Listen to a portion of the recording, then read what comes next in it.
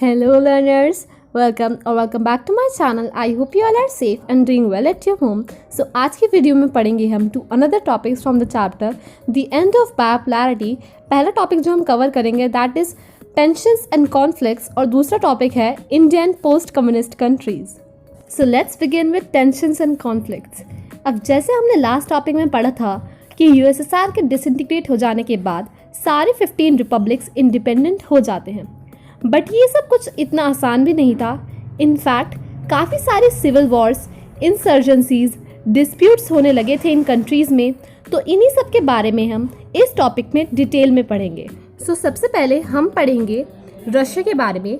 Russia के दो republics थे, चेचेनिया और दागिस्तान, और ये दोनों आपस में लड़ने लगते हैं किसी टेरिटोरियल डिस्प्यूट को लेकर, मतलब ज़मीन को लेकर इन दोनों में लड़ाई होती है, इंसर्जेंसीज होती है यहाँ पर। ऑल्सो काफ़ी ह्यूमन राइट्स वॉल्यूशन भी हो चुके हैं यहाँ पर। इसके बाद अगर आप सेंट्रल एशिया की तरफ देखें तो वहाँ पर तजाकिस्तान में सिविल वॉर चलती है पूरे 10 साल तक और एंड होती है इन 2001। और जॉर्जिया में भी 2 प्रोविंसेस से इंडिपेंडेंस की डिमांड आई थी, जिसकी वजह से वहाँ पर भी सिविल वॉर होती है। इनफैक्ट एग्जिस्टिंग यूक्रेन, किर्गिस्तान और जॉर्जिया में अभी भी काफ़ी मूवमेंट्स होते रहते हैं। कंट्रीज़ और प्रोविंसेस रिवर वाटर्स को लेकर तो कभी किसी और वजह से लड़ती रहती हैं, जिससे ऑर्डिनरी सिटीजन्स के लिए लाइफ काफ़ी ज़्यादा अनस्टेबल और डिफ़िकल्ट हो गई है। ऑल्सो सेंट्रल एशियन रिपब्लिक्स में हाइड्रोकार्बन्स रिसोर्सेज काफ़ी अवेलेबल हैं, जिससे इनको इकोनॉमिकली काफ़ी फ़ायदा हुआ है। बट इसी वजह से बाकी कंट्रीज़ में कंपटीशन स्टार्ट हो गया था, क्योंकि सारी बड़ी पावर्स यहाँ से ऑयल ट्रेड कर प्रॉफिट कमाना चाहती थी। सितंबर 11 के बाद यूएस यहाँ पर मिलिट्री बेसिस बनाना चाहता था ताकि वो अपने एनिमीज़ पर नज़र रख सके। इसीलिए वो वहाँ की गवर्नमेंट को पे कर देता है सो दैट वो अपने एयरप्लेन्स वहाँ से उड़ा सके किसी वॉर जैसी सिचुएशन में। हालांकि रशिया चाहता है कि सारी कंट्रीज़ रशियन इन्फ्लुएंस में ही रहे। और चाइना को यहाँ की ऑयल रिसोर्सेज में काफ़ी इंटरेस्ट था, इसलिए चाइना ने सेंट्रल एशिया के आसपास आकर सेटल करना स्टार्ट कर दिया सो दैट वो इन कंट्रीज़ के साथ ट्रेड कर पाए। अच्छा, अब अगर ईस्ट यूरोप की बात करें तो वहाँ चेकोस्लोवाकिया पीसफुली स्प्लिट हो जाता है चेक और स्लोवाक्स में, बट यूगोस्लाविया में ऐसा नहीं हो पाता है और 1991 के बाद ये छोटे छोटे प्रोविंसेस में बढ़ जाता है, जिसकी वजह से यहाँ पर काफ़ी बॉम्बिंग भी होती है, जिसका एंड रिजल्ट होता है एक एथनिक सिविल वॉर। और इसी के साथ ख़त्म हो जाता है हमारा ये topic. And now we will study India and post communist countries. But उससे पहले हम पढ़ेंगे इंडिया और यूएसएसआर के रिलेशंस के बारे में। कोल्ड वॉर के टाइम पर इंडिया को काफ़ी क्रिटिसाइज़ किया जाता था, क्योंकि एक साइड तो इंडिया नाम के आइडियोलॉजीज़ में बिलीव रखता था, बट उसी के साथ साथ वो यूएसएसआर के साथ भी अच्छे रिलेशंस रखता था।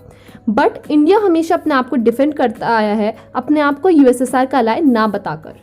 और इसी सब की वजह से इंडिया और यूएसएसआर के बीच के रिलेशन को कहा गया है एक multi dimensional relationship. The first was economy. USSR ने इंडिया के मुश्किल वक्त में भी उसकी पब्लिक सेक्टर कंपनीज की हेल्प कर की है। और बोकारो, विशाखापट्टनम और भिलाई में जब स्टील प्लांट सेटअप किए जा रहे थे तब भी यूएसएसआर ने इंडिया को टेक्निकल असिस्टेंट प्रोवाइड की थी। इसके अलावा जब इंडिया के पास फॉरेन एक्सचेंज की शॉर्टेज हो गई थी तब भी यूएसएसआर ने इंडियन करेंसी को एक्सेप्ट कर इंडिया की हेल्प की थी। अब पॉलिटिकल एस्पेक्ट की बात करें तो यूएसएसआर ने यूएन में कश्मीर इशू पर इंडिया का सपोर्ट किया है। ऑल्सो बहुत सारे कॉन्फ्लिक्ट्स में यूएसएसआर ने इंडिया के लिए स्टैंड लिया है, स्पेशली 1971 में इंडो पाक वॉर जो हुई थी उसमें। इन रिटर्न इंडिया ने भी सोवियत फॉरेन पॉलिसी का सपोर्ट किया था, बट इनडायरेक्ट वेज में। Now coming to military. India को most of the military hardware Soviet Union से ही मिले हैं। ऑल्सो सोवियत यूनियन और इंडिया में काफ़ी सारे एग्रीमेंट्स भी हुए थे साथ मिलकर मिलिट्री इक्विपमेंट्स की प्रोडक्शन के लिए। और लास्ट कल्चरल एस्पेक्ट्स की बात करें तो सोवियत यूनियन में हिंदी फिल्म्स और इंडियन कल्चर काफ़ी पॉपुलर है। ऑल्सो इंडिया से भी काफ़ी ज़्यादा आर्टिस्ट और राइटर्स यूएसएसआर विजिट कर चुके हैं। So that was all about India and USSR relation, and now coming back to the topic India and post-communist countries. अब वैसे तो इंडिया के रिलेशन सभी पोस्ट कम्युनिस्ट कंट्रीज़ के साथ काफ़ी अच्छे रहे हैं, बट इंडिया के सबसे ज़्यादा स्ट्रॉन्ग रिलेशंस रहे हैं रशिया के साथ, क्योंकि दोनों ने एक दूसरे पर शुरू से ही ट्रस्ट किया है और इनके इंटरेस्ट भी काफ़ी हद तक सेम हैं। दोनों ही कंट्रीज़ का विजन एक मल्टीपोलर वर्ल्ड्स का है, दोनों ही चाहते हैं कि सारी कंट्रीज़ आपस में मिलकर रहें, और अगर किसी एक कंट्री पर अटैक होता है तो वो अटैक सभी कंट्रीज़ पर कंसिडर किया जाए और सब उसके अगेंस्ट एक कलेक्टिव रिस्पॉन्स लें, so that the world could be a safer place. Apart from this, Indian culture भी काफ़ी ज़्यादा पॉपुलर है रशिया में। राज कपूर से लेकर अमिताभ बच्चन तक सभी एक्टर्स वहाँ पर वेल नोन हैं। Also more than 80 bilateral agreement sign कर चुकी हैं दोनों कंट्रीज़, जो कि Indo Russian strategic agreement of 2001 का एक पार्ट है।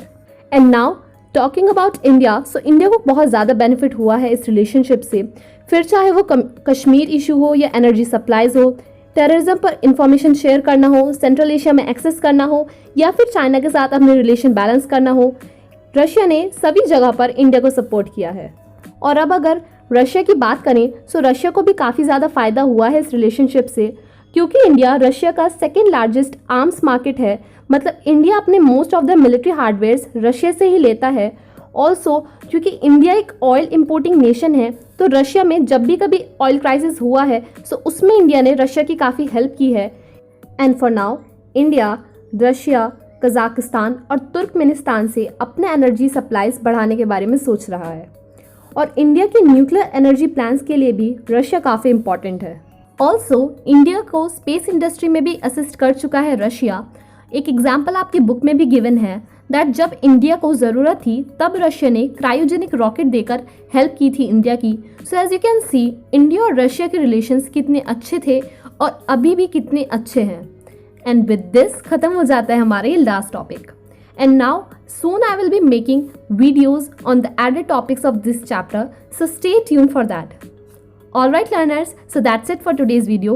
I hope you guys found it helpful. If there's still some doubt in your mind, please feel free to ask. You can contact me on Instagram as well. Its link has been given in the description box. Till then, stay safe, stay positive, and happy learning.